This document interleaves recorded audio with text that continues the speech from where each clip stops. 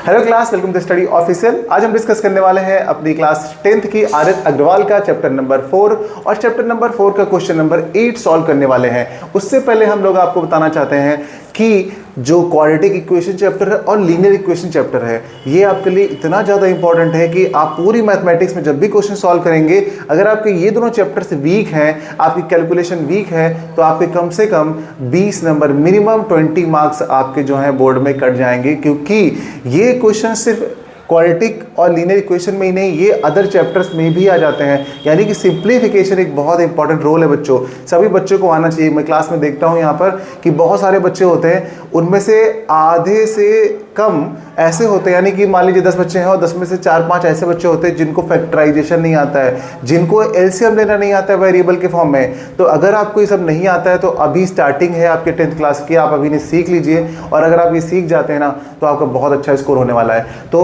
अभी हमने स्टार्ट किया अपनी आर.एस. अग्रवाल।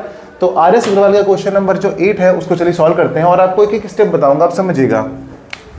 देखिए, ये पहला पार्ट होता है, दूसरा पार्ट होता है, ये तीसरा पार्ट होता है। इसे हम बोलते हैं फर्स्ट, सेकंड, थर्ड पार्ट। और इसमें फर्स्ट और थर्ड पार्ट का हम करते हैं प्रोडक्ट, यानी फर्स्ट और थर्ड को मल्टीप्लाई करेंगे तो क्या आएगा, देखिए माइनस का 12 आ जाएगा। ओके, फिर ये जो मिडिल टर्म होता है ना, मिडिल टर्म के कोफिशिएंट को क्या बोलेंगे, कुछ नहीं दिख रहा है ना, जब कुछ नहीं दिखता है तो उसे हम 1 बोलते हैं। यानी आपको इस 1 के दो ऐसे फैक्टर करने हैं, दो ऐसे टुकड़े निकालने हैं कि जब उनको आप ऐड करें तो 1 ही आए और मल्टीप्लाई करें तो ये ऊपर वाला आ जाए। ठीक है, तो इसको क्या लिख सकते हैं आप, देखिए आप इसे लिख सकते हैं, देखिए मेरे हिसाब से आप लिखेंगे 4 और 3।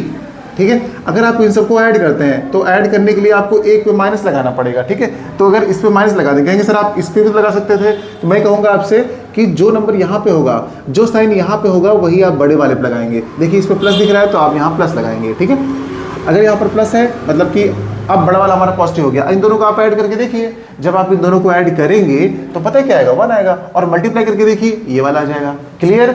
अब आपको करना क्या है, यहाँ पर देखिए x लगा था, यानी यहाँ पर भी x लगा है, यहाँ पर भी x लगा है, यहाँ पर भी x लगा है, कोई दिक्कत नहीं।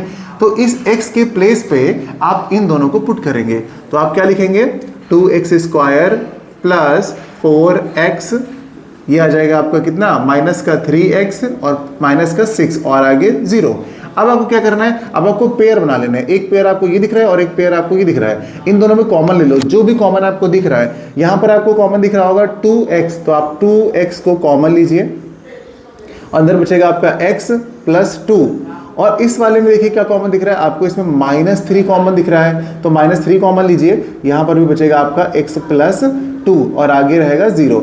अब अगली बार जब आप देखेंगे तो आपको यहाँ इन दोनों ब्रैकेट में सेम क्वांटिटी नजर आएगी। जैसे ही सेम क्वांटिटी नजर आएगी तो आप समझ लीजिएगा कि आप सही जा रहे हैं, और इन दोनों को फिर आप कॉमन ले लीजिएगा तो आप लिखेंगे x प्लस 2, और दूसरे ब्रैकेट में जो बच रहा है, आप जैसे मान लीजिए इन दोनों को आपने कॉमन ले लिया, x प्लस 2 कॉमन ले लिया, तो क्या दिख रहा है आपको, आपको दिख रहा है 2x और ये -3, तो आप लिख देंगे दूसरे ब्रैकेट में 2x माइनस 3 और 0 लगाना मत भूलिएगा।